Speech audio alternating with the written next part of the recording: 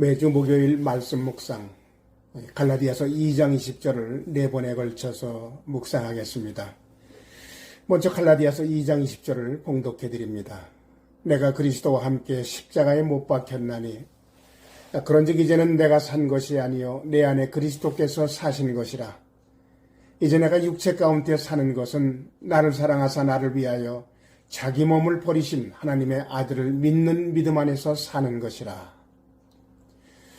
오늘은 첫 번째 부분, 내가 그리스도와 함께 십자가에 못 박혔나니, 이 말씀을 묵상합니다.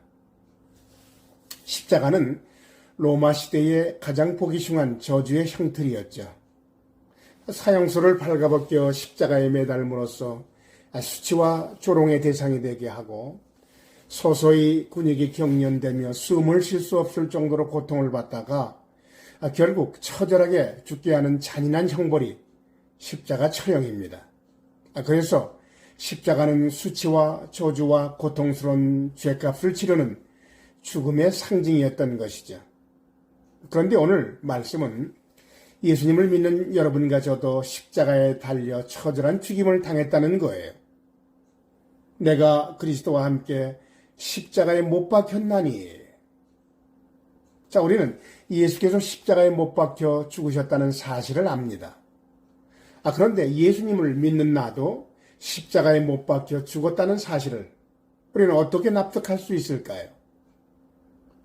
자, 우리는 먼저 예수님이 십자가에 죽으신 사건의 영적인 의미를 알아야 합니다. 예수 그리스도의 십자가 죽으심을 성경은 대신 죽으심이다 라고 증언하죠.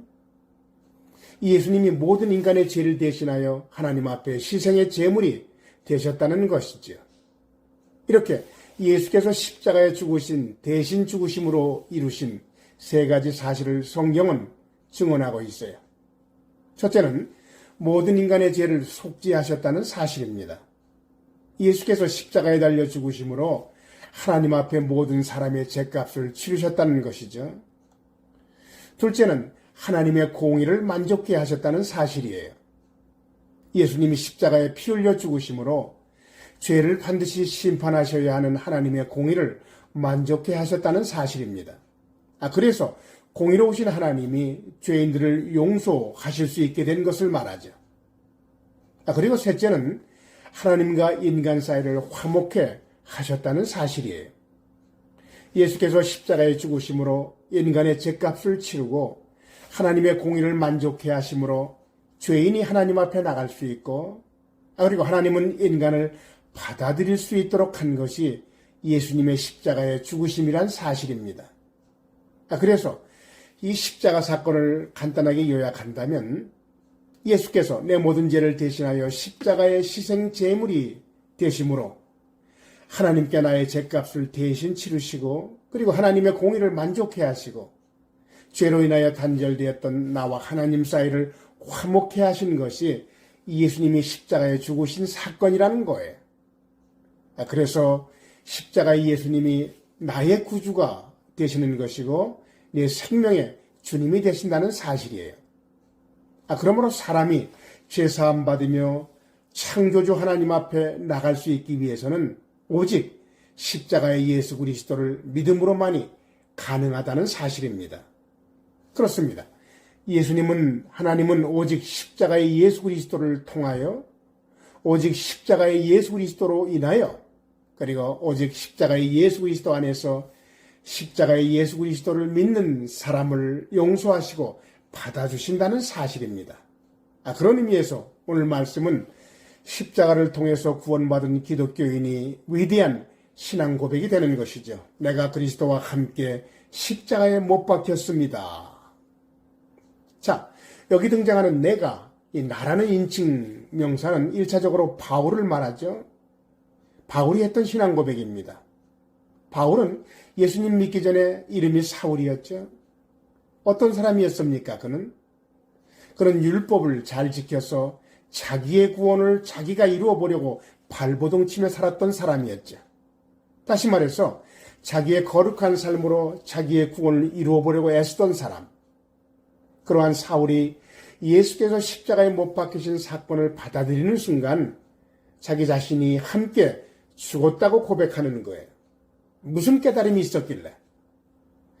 사울은 어느 날 예수님의 십자가의 의미를 깨닫게 된 순간 세상적인 방법으로 내 삶의 문제를 해결하려고 했었던 것들이 아무 쓸모없다는 사실을 깨닫게 된 거예요. 중요한 깨달음이죠.